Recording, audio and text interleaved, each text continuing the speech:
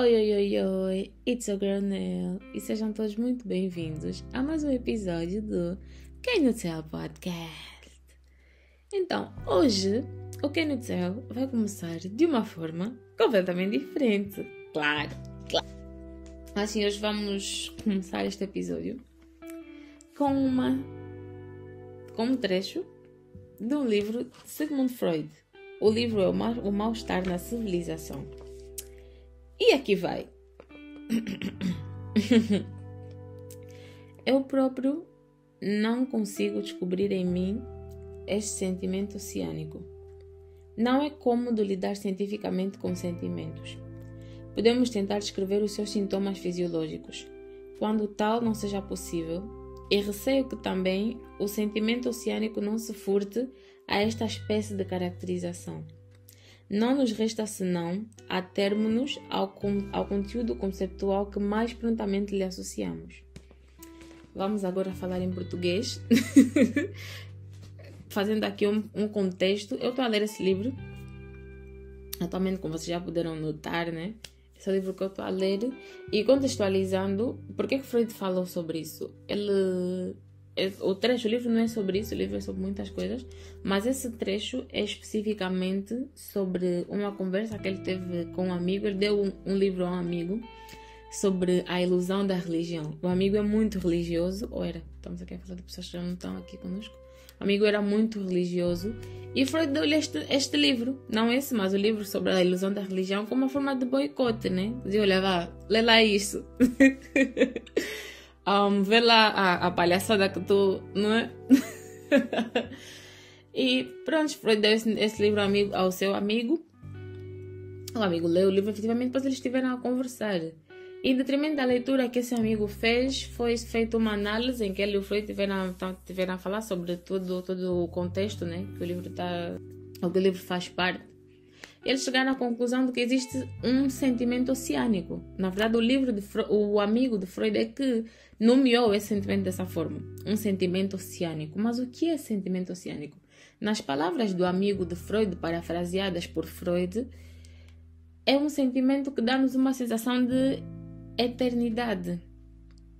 Dá-nos uma certa convicção, uma certa sensação de que existe algo maior, algo melhor. Mas isso não é sobre nós.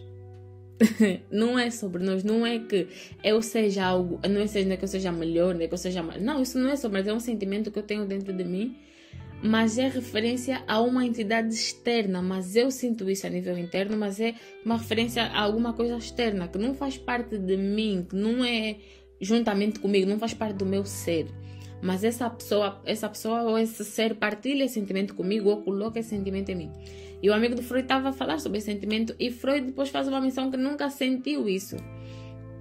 Nunca sentiu esse sentimento, ou pelo menos nunca tentou perceber ou nunca parou para refletir sobre isso. E posteriormente ele diz que é complicado, né? Falar cientificamente ou analisar cientificamente os sentimentos. A forma de analisar cientificamente os sentimentos seria pelo contexto fisiológico, né? A questão física, ou seja, a forma como ele se manifesta no nosso corpo. Mas Freud depois chegou à conclusão que esse tal sentimento oceânico não dá propriamente para se analisar dessa forma, para olhar, cientificar, não, e ver de que forma é que se manifesta no nosso corpo. Então ele chegou à conclusão de que a única forma que lhe resta de analisar esse sentimento é só de acordo com o conceito geral. O que é que as pessoas dizem sobre isso? Como é que as pessoas encaram? Ou seja, o que é que as pessoas associam? Quais são os conceitos que são associados em torno desse sentimento oceânico? Por que eu estou a falar sobre isso? Porque eu estou a ler esse livro há uns tempos, mas eu já li esse trecho há muito tempo atrás, né? E eu tive uma conversa há uns tempos com um amigo. Vamos a falar sobre sentimentos, mas especificamente sobre o sentimento. E acho que vocês sabem bem qual é o sentimento que eu estou a falar, é o amor. E estávamos a falar sobre algo assim muito parecido, sobre a questão do amor ser uma construção social. Não o sentimento em si, mas o conceito, tudo que envolve o sentimento, tudo que envolve o amor, não é?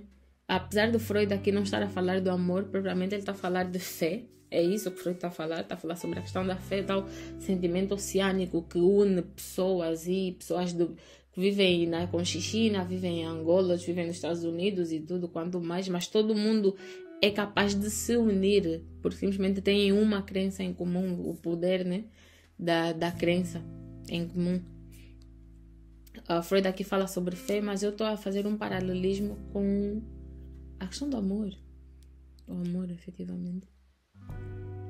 E continuando com a conversa, pegando no fio, né, da conversa que eu tive com um amigo, nós estivemos a falar sobre a questão do amor ser uma construção social. A forma como nos foi apresentado o amor. Que eu perguntei-lhe o que é o amor. Ele ficou tipo, o que é o amor? Tipo, mas o que é o amor? Não dá aquela resposta clichê que todo mundo tem. Amor é o que eu sinto pelos meus pais, amor. Não, o que é? O que é isso? O que é esse sentimento que todo mundo sente, diz que sente e todo mundo quer sentir e alguns têm medo de sentir, alguns fogem dele, alguns ignoram, ou seja, é o melhor amigo e o maior inimigo de muita gente. Mas o que é esse sentimento na verdade? Será que alguma vez nós sentimos esse sentimento? E mais uma vez, repetindo o que eu já disse no princípio, nós chegamos à conclusão de que isso é uma construção social, efetivamente. Porque o sentimento existe, realmente. Sim, existe. Mas a forma como o conceito que foi construído em torno dele é que é efetivamente uma construção social, percebem? Porque eu depois chego à conclusão que, na verdade, nós nunca amamos. Não, eu fui uma conclusão que chegamos também juntos. Nós nunca amamos ninguém. O que nós fazemos é reproduzir comportamento de alguém que nos parece que amou. Isso é muito engraçado, colocar as coisas assim. Porque faz-nos colocar a vida em perspectiva e faz-nos pensar que provavelmente nessa sociedade só uma pessoa é que amou. De verdade. E essa uma pessoa foi a pessoa que construiu tudo isso, né? Que fez o conceito de amor e amar e tudo isso. E só uma pessoa que amou. E nós aqui só estamos a reproduzir. Estamos a reproduzir tudo o que essa pessoa fez e tudo o que nos foi ensinado pela sociedade do que é amor. Como é que se deve amar? Como é que tu deves amar a pessoa? Tal a questão de linguagens de amor e tudo isso. Como é que tu deves amar a pessoa? Como é que uma pessoa que ama se comporta? Como é que uma pessoa que ama age? Como é que uma pessoa que ama fala? Como é que uma pessoa que ama anda? Como é que uma pessoa que ama veste? E também pensando como é que uma pessoa que quer ser amada deve se comportar, não é? Ou seja, é tudo uma questão de estímulos, de toma, recebe, uma troca. E a sociedade educou-nos dessa maneira. Mas será que nós realmente alguma vez sentimos o amor? Será que... Percebem? A sociedade colocou a questão do amor num pedestal tão grande. Será que ele é realmente tudo isso? Será que o amor é tudo isso? Não que seja algo de menos, mas... Por que algumas pessoas encontram, outras pessoas não encontram? Mas a questão é que nós vivemos uma busca incessante por ele. E nós não nos apercebemos que ele está dentro de nós, porque nós podemos construir. Está aquela conversa do amor constrói-se. Estão a perceber onde é que eu quero chegar? Se o amor é um sentimento tão grande, vamos lá colocar no mesmo nível que um sentimento oceânico, que o Freud fala. Se o amor for esse sentimento oceânico, how come? Como é que vocês constroem isso? Como é que existem narrativas de pessoas a dizerem-nos que é possível construir esse sentimento?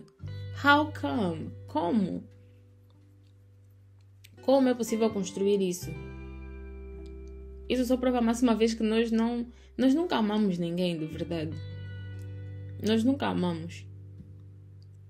Isso é só construção sociais e nós só estamos a imitar aqueles que nos dizem que amam. Nós estamos a imitar aqueles que dizem que foram amados e nós vemos, ok, quem ama comporta-se assim, então eu como quero amar, eu como acredito que amo essa pessoa, vou ter de me comportar da maneira X. E nós vemos também a pessoa ser amada, dizer, não, eu sou amada, ou seja, a pessoa X é amada, ela comporta-se da maneira Y, então eu vou me comportar da maneira Y para a pessoa que diz que me ama acreditar que eu estou tão a perceber. E eu acho isso muito interessante, a forma como nós fomos construídos, porque isso é tudo um espetáculo. Isso é tudo um espetáculo. A sociedade em que vivemos não passa de um grande show, um grande espetáculo. E eu nem sei quem são os realizadores por detrás disso tudo. Ou se calhar sei, se calhar sabemos todos, só fingimos que não sabemos. Mas nós somos todos uns grandes e maus atores. Nós somos todos uns atores, mas isso não passa de um espetáculo. Isso é só um espetáculo. Existe um pensador, eu não vou falar o nome dele porque eu pronuncio o nome dele mal e eu não quero passar vergonha, ok? Mas ele tem uma perspectiva muito pessimista do amor. Eu achei muito, eu não sei se achei interessante, eu achei só pessimista. Mas ele diz que o amor é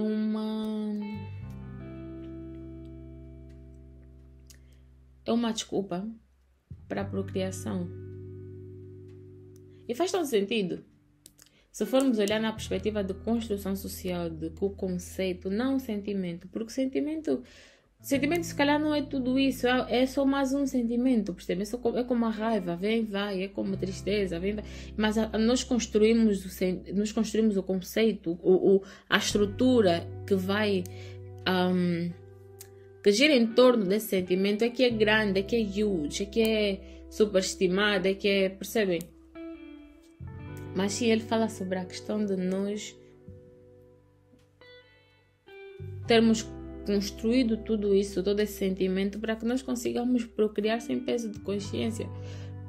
E tudo também vai muito de acordo com a questão de nós sermos da sociedade, né? Da sociedade ter se construído, ter se feito, pronto, na tentativa falha, né? Falhou miseravelmente a tentativa de tornar o homem um animal cívico. Isso falhou miseravelmente, na minha perspectiva, claro. Porque nós não somos nada civilizados, sabe? Sinceramente, isso é...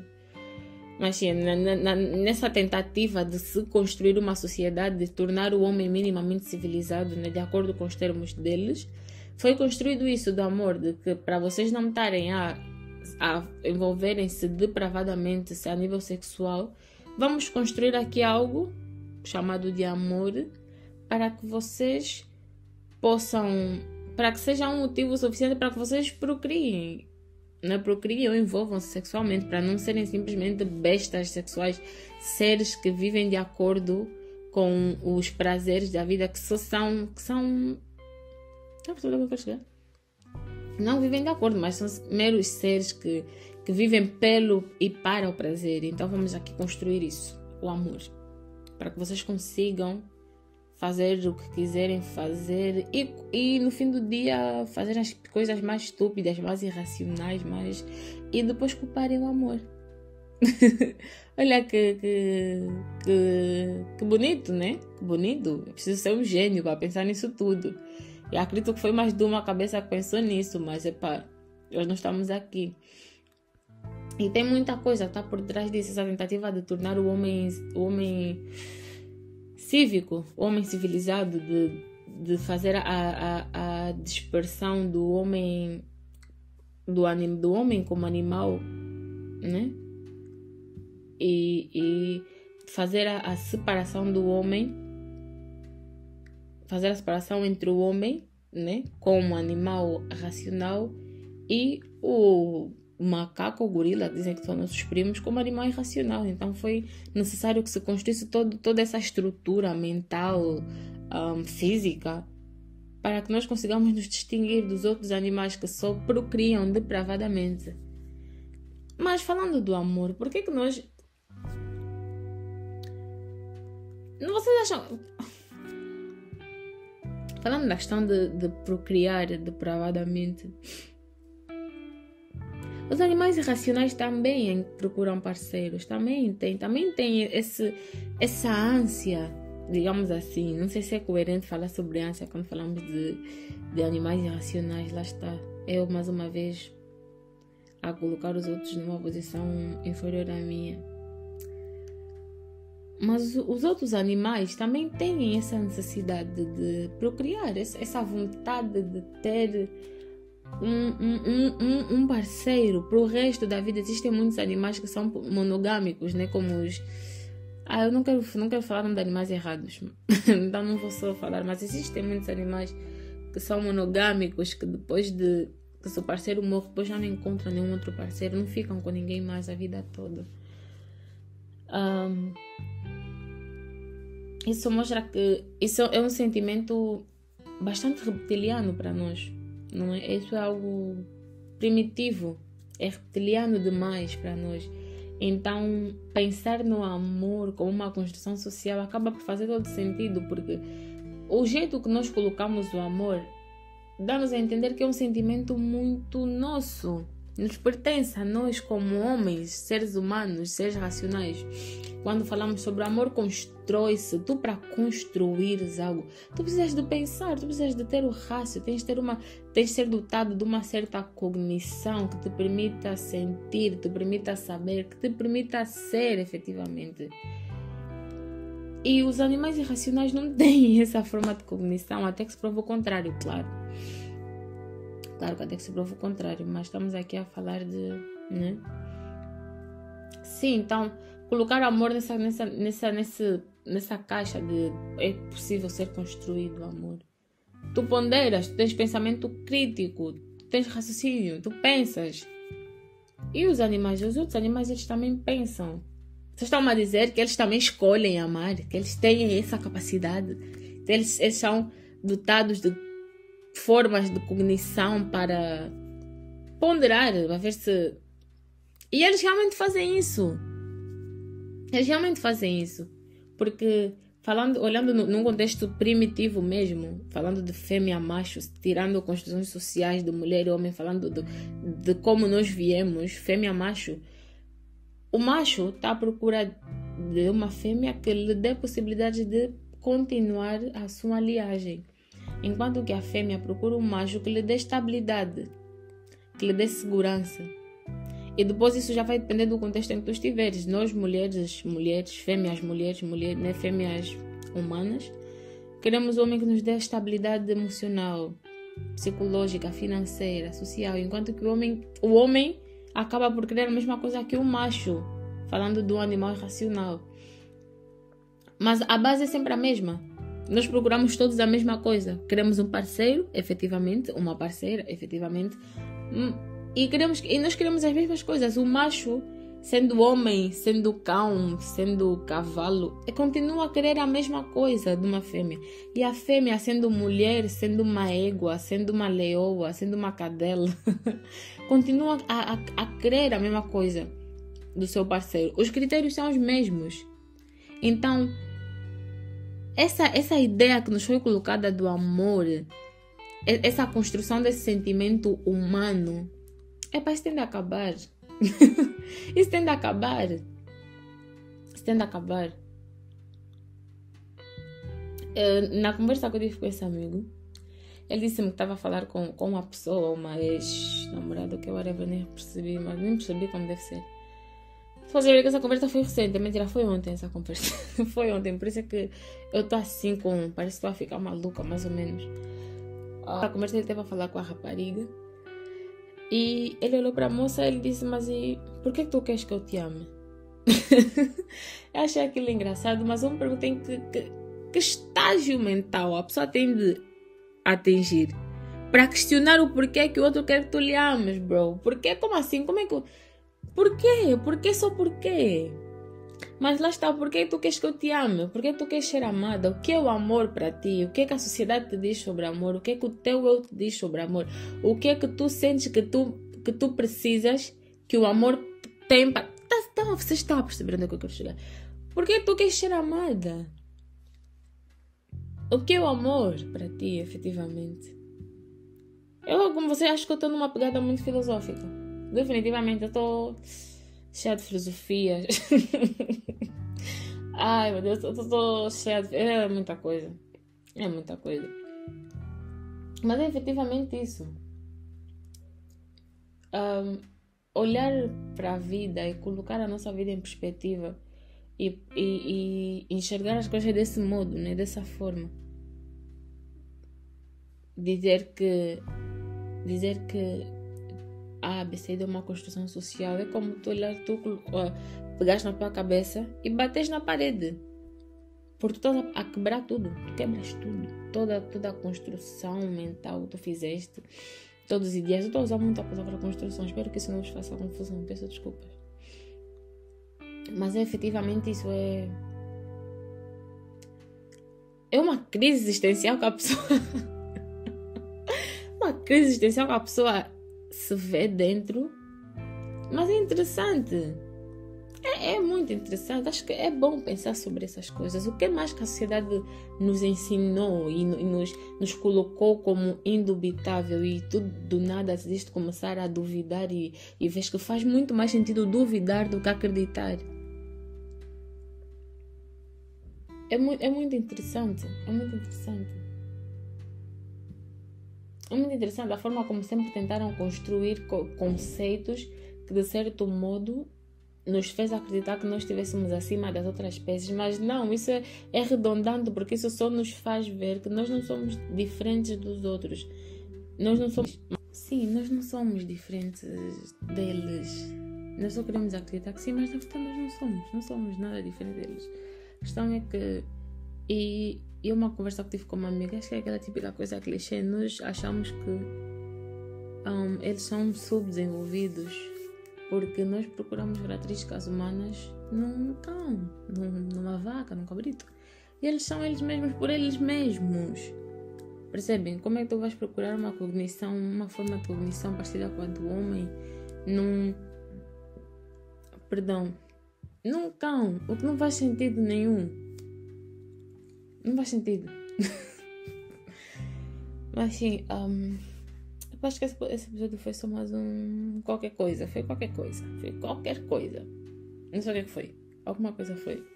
Mas é isso. Espero que vocês gostem. Espero que tenha servido para vos fazer pensar. E é isso. Eu acho que é sobre isso, né? Sobre a vida. É sobre isso. É sobre nós termos crises existenciais uma atrás da outra. Acho que é sobre nós questionarmos a vida. Questionarmos os nossos movimentos, os nossos passos. Questionarmos aquilo que nós temos como garantido, nossos conceitos, aquilo que nos foi ensinado de forma quase que indubitável. É sobre isso, acho que a vida é sobre isso. Principalmente nessa fase em que nós estamos, é necessário que nós questionemos esse tipo de coisas, porque depois amanhã pode haver espaço sim para esse tipo de questões, mas não tanto quanto agora, porque depois amanhã vamos ter filhos, parte do princípio, né? Que vamos ter filhos e nós vamos ter que aprender a lidar com essas questões deles. Então é necessário que nós nos permitamos, não sei, olha, fazer esse tipo de questões, ter esse tipo de dúvidas, porque depois amanhã nós vamos tentar responder essas perguntas a outras pessoas. Então é importante, e não só para quem não quer ter filho, é só porque ajuda a vida a ser mais leve, ajuda a vida a ser mais clara. Há quem diga que a ignorância, Fernando Pessoa diz que a ignorância, assim, é uma dádiva. Eu estou a parafrasear, claro. É uma dádiva, não é? O bom da ignorância, quem é ignorante é mais feliz. Também pode ser, mas até que ponto é que também não é bom tu questionares e tu estás cada vez mais aware de ti mesmo, da tua posição na sociedade, no mundo, da tua posição contigo mesma, da tua posição. É bom nós conseguirmos nos situar e fazer certos tipos de perguntas. Ajuda-nos a nos situarmos onde estamos na sociedade, em nós mesmos. E é importante, principalmente para quem está em busca do seu propósito, para quem está em busca do seu eu, para quem quer se conhecer, para quem quer se curar. Não pode se limitar quando o assunto é questionar. Não pode se limitar quando o assunto é conhecer, é descobrir, é inovar. Não pode, porque tu estás em busca de alguma coisa, tu não sabes o que estás à procura. É mau, mas tu tens que abraçar tudo que te parecer conveniente, tudo que não entrar em choque contigo. Mas lá está, quem és tu? Para tu saberes o que é que entra em choque contigo ou não, tens que saber quem és tu primeiro. E parte do tal autoconhecimento, saber quem nós somos, é questionar. Não é parte, é completamente, é questionar. É questionando onde se chega às coisas, né? Questionar tudo. Foi assim que Descartes conseguiu chegar na ideia do cogito. E foi assim que muitos outros autores conseguiram chegar em muitas outras conclusões, né? Então é isso, vamos terminar esse episódio. Foram uns 25 minutinhos de reflexão. Uns 20 e tal, 25, 30 minutos de reflexão. Crises existenciais, como faz parte. Então espero que esse episódio tenha servido para vos fazer pensar, ou não, se calhar vocês só têm mais uma prova de que eu sou completamente virada, né? Sou do avesso, mas está tudo bem também. Não é suposto ser de outro jeito, e essa é uma falha na matriz que, graças a Deus, eu tenho. Eu acredito que todos nós temos, só que uns exploram mais que outros. É isso. Sem mais nada a acrescentar, espero que vocês tenham um bom ano. Espero que vocês tenham... Esse é o primeiro monólogo desse ano, agora que eu vejo. Espero que tenham um bom ano, uma boa vida. Tenham uma boa vida, ok? Façam coisas leves. É isto. Então, beijos!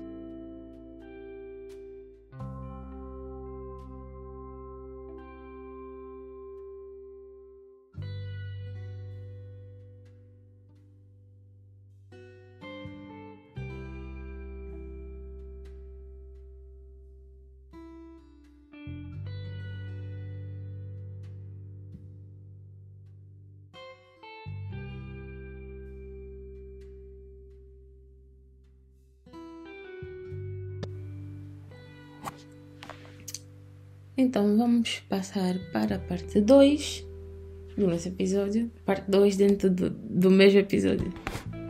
Ou seja, a parte 2 dentro da parte 1. Vocês entenderam? Acho que vocês perceberam a dinâmica. Então, agora vamos falar sobre a paixão. Eu sei que não parece contraditório, mas parece que eu inverti a ordem. Muito provavelmente eu inverti a ordem, não parece, eu realmente inverti a ordem. Porque o que faz sentido, o que nos parece que faça mais sentido, já está, é falar primeiro da paixão e depois do amor. Sim, é o que nós estamos mentalizados, se formos ver, nós somos programados assim, né? A primeira paixão, depois o amor. Mas eu troquei. Não foi intencional, já agora. Não tem nenhum paralelismo, duplo sentido, ou alguma coisa, não é. Foi mesmo TDAH da minha parte. Mas sim, vamos falar da paixão. O que é a paixão para vocês? E a resposta é sempre aquela clichê, né? Paixão é um fogo que arde sem se ver. Quem é que escreveu isso? Eu já esqueci qual foi o autor que falou sobre isso, mas todo mundo já ouviu isso. Então vamos falar da origem da paixão, pode ser? Pode. Então a paixão, que na verdade é o início de tudo, né? Claro que parece incoerente, até certo ponto falacioso falar de amor e não falamos da paixão. Porque a paixão é o amor amadurecido, o amor que amadureceu, o amor que cresceu. É um amor que tornou-se real, propriamente. É um amor que já... Desculpa, estou a dizer, o amor é o amor, é a paixão.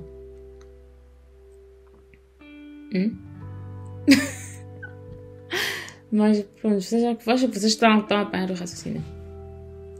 Mas sim, efetivamente isso. Então, vamos lá falar um pouco de como é que o amor surge, né? Vamos tentar encontrar aqui teorias que expliquem, que façam sentido como o amor surge. Vamos pela teoria mais básica do Lacan, né? Psicanalista Lacan, fala sobre o amor narcisista, que é a típica coisa que nós nos apaixonamos por pessoas que têm características parecidas com as nossas, né? Pessoas que têm características que nós gostaríamos de ter, a ideia do eu ideal, não é? Aquilo que tu vês, que tu não tens uma determinada característica que gostarias de ter e vês que a outra pessoa tem essa característica, então tu vais te apaixonar porque tu queres aquilo que a outra pessoa tem. E é muito isso, isto não é nada bizarro, nada do outro mundo e nada complexo, sinceramente, olhando bem nessa perspectiva. Não é nada complexo essa nossa componente narcisista, até porque todo mundo é um pouco narcisista, né? Principalmente quando estamos a falar sobre o amor e tudo isso. Nós não podemos deixar de lado o nosso lado narcisista, que ele realmente existe. nessa coisa de olharmos sempre para o nosso umbigo e tudo isso.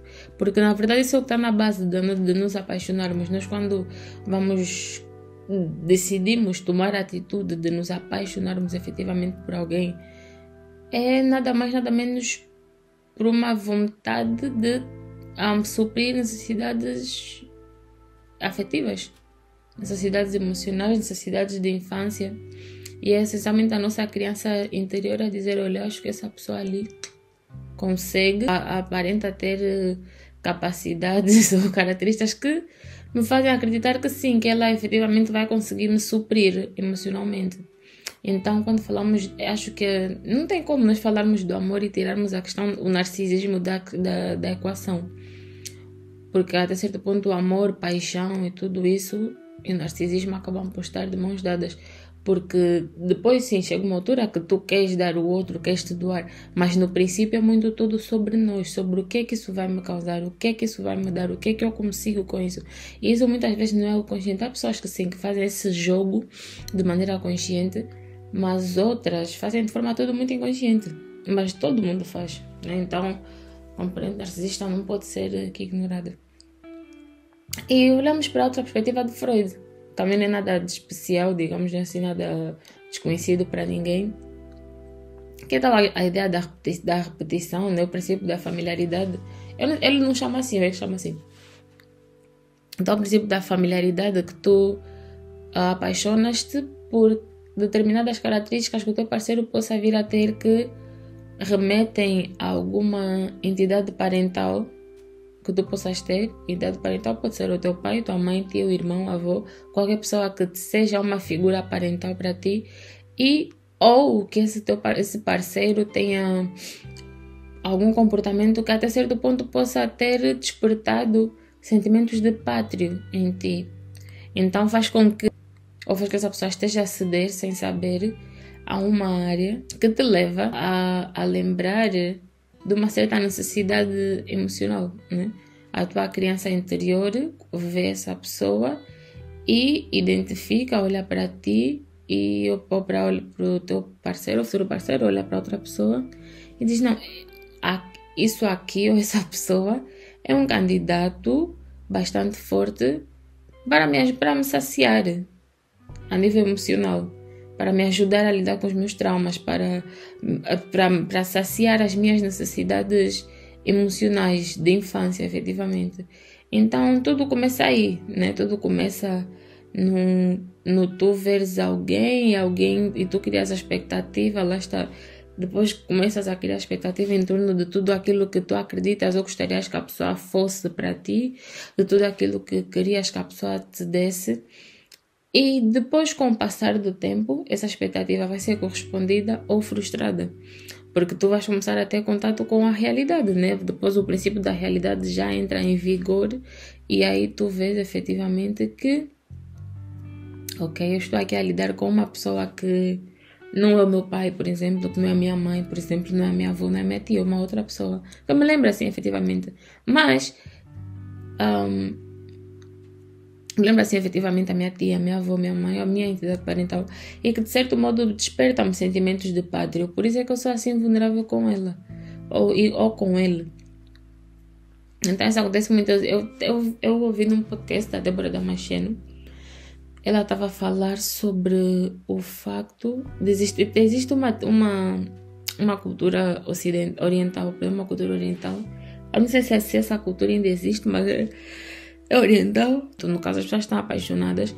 Elas não se viam muito, precisamente por causa desse mesmo raciocínio que eu já tive aqui a apresentar, o princípio da realidade, né? Digamos assim, vamos colocar nesses termos.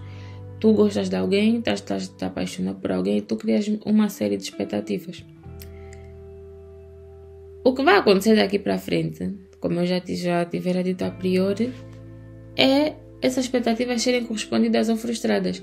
E como é que tu vais saber se essa expectativa será correspondida ou frustrada? Convivendo com a pessoa. Ou seja, sempre que tu vais ter com essa pessoa, tu vais com uma expectativa e vais naquilo que essa pessoa parece-me que faz A, B, C e D. Então eu espero que ela faça A, B, C e D. E tu vais conviver com ela hoje e tu vais ver que ela hoje não fez A, B, C e D. Mas uma coisa muito interessante em nós. nós ainda assim ficamos com essa expectativa. Nos primeiros tempos, nós ainda mantemos essa expectativa. Porque nós temos sempre a justificativa de que, não, se calhar foi um desleixo, se calhar ela hoje não fez isso, a pessoa hoje não fez isso, mas da próxima vez ela vai fazer. E essa basicamente é a filosofia dessa cultura. Só acabar, né? Já não vives de acordo com a expectativa. O amor pode não se criar o amor. Então a ideia de que eu não te vejo muito para assim eu continuar a alimentar as minhas, não chamo de delusions, as minhas expectativas, é muito acentuada lá. Efetivamente, ou se eu te ver todos os dias, é possível que, muito provavelmente, eu me aperceba que tu não és nada daquilo que eu acho que tu és. Então, se eu te ver hoje, e depois te vejo mais daqui a um mês, e tu hoje não correspondes com a minha expectativa, vai ser até certo ponto frustrante para mim, mas vai ser ok na mesma, porque eu vou ter sempre aquela ideia de que, ok, a pessoa hoje não correspondeu com a minha expectativa, mas aconteceu com algo imprevisto, ela estava mal disposta, estava doente, estava triste. Provavelmente na próxima vez, a pessoa já irá corresponder com a minha expectativa. Então, essa dinâmica que foi criada dentro dessa cultura para que assim eles conseguissem manter aquele tal fogo do princípio, não é? Mas nós não somos assim. Nós quando estamos apaixonados, queremos ver a pessoa todos os dias. Nós queremos ver as pessoas todos os dias, todo momento, cada minuto, cada segundo. É só a pessoa que existe para nós, ninguém mais importa, ninguém mais existe aqui nesse mundo de sociedade. E é basicamente isso. A questão da nossa inner child, né? Da nossa criança interior, do fato da nossa criança interior procurar alguém para suprir as suas necessidades emocionais básicas. Isso é muito sério e eu tenho andado a pensar muito sobre esse assunto e aquela ideia de que nós não estamos aqui para salvar ninguém. Isso é muito real. Mas acaba por ser um pouco irrealista. Porque eu quero um relacionamento com alguém, precisamente, como já disse no princípio, porque eu quero que essa pessoa me supra necessidades emocionais. E muitas dessas necessidades emocionais têm relação direta com certos traumas. Ou seja, para tu suprir certas necessidades emocionais minhas, tu tens que me ajudar a lidar com certos traumas. Não diretamente, não vivendo os traumas como se fossem teus, não bebendo os meus traumas como se fossem teus, porque no fim do dia tu também tens os teus traumas, mas é entender que nós estamos aqui para servir um ao outro, emocionalmente, essencialmente. Mas para que isso aconteça, é necessário que nós estejamos aware das nossas posições psíquicas no momento. Ou seja, vai haver um momento em que eu vou querer ser cuidada e tu, ou seja, eu vou estar na minha forma mais vulnerável possível. E eu naquele momento, não sou a tua parceira, ou não sou a tua mulher, ou não sou a tua mulher, não sou nada. Naquele momento, eu serei uma criança com uma necessidade que precisa de ser suprida com a máxima urgência. Mas eu também tenho de ter a noção de que essa posição tem de mudar. Eventualmente, tu, como meu parceiro, também vais ter os teus episódios de vulnerabilidade. E também terás necessidades para serem supridas. E, sim, ali também, tu vais deixar de ser o meu parceiro, o meu namorado, o marido, qualquer coisa que seja. E vais ser só um bebê, just a little boy, que precisa de atenção. Só um menininho que precisa de carinho, ou que precisa que definitivamente precisa que seja suprida qualquer necessidade. E que também tem necessidades para serem supridas. Eu acredito que uma boa parte dos problemas no relacionamento acontece porque não existe essa troca de estado psíquico. Essa troca de... mais há pouco tempo, mais cedo a priori, eu falei sobre a questão do sentimento de pátrio. Isso eu é que estou a parafrasear. O sentimento de pátrio é para mim está assim, sobre isso. Mas imaginemos, o sentimento de pátrio é sentimento de paternidade, é só isso mesmo. Então, uma vez que existe um sentimento de pátrio dentro dos relacionamentos amorosos, dentro dos nossos relacionamentos amorosos, e é com base, esse sentimento é o sentimento base para que eu me interesse e me apaixono por ti e vice-versa. Esse sentimento de pátrio carrega duas vertentes. Carrega a perspectiva de eu sou uma criança e eu te quero que tu me supras emocionalmente. Eu preciso que tu me supras e tu me ajudes a lidar com certos traumas e tu me cuides, tu me protejas e tu me faças tudo o que eu preciso que seja feito para me suprir emocionalmente. Mas em paralelo também tem a vertente de, lá está, sentimento de pátria, de paternidade, a vertente de que eu também quero suprir as tuas necessidades emocionais. Eu também quero atender às tuas necessidades emocionais, também quero ajudar-te a lidar com os traumas, também quero te dar atenção. Então, é necessário que nós tenhamos essa capacidade de olhar para esse sentimento e perceber essas duas vertentes e tentar trabalhar com elas de maneiras a construir uma dinâmica de mútua ajuda e mútuo suporte dentro do relacionamento, efetivamente. E perceber que hoje eu estou a ser suprida, mas amanhã tenho de suprir. E pegando na ideia de que acontece algum problema aqui, efetivamente, o problema, digamos, coloquemos assim, não sei se é realmente um problema, mas lá está. Aqui o struggle começa quando o casal não entende que tem que trocar a sua posição psíquica, tem que alterar aquilo e tem que perceber onde é que eu quero chegar.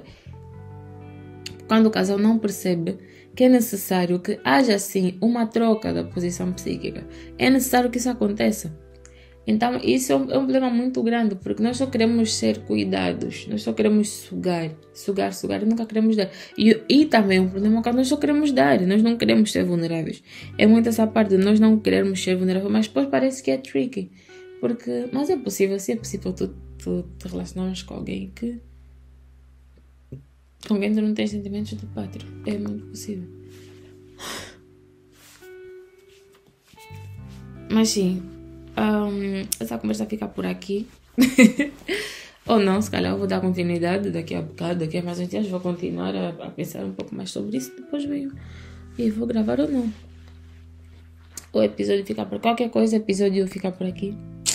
E esse foi mais um Can You Tell para vocês.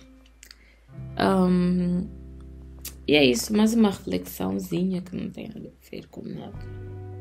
E é isto. Beijos!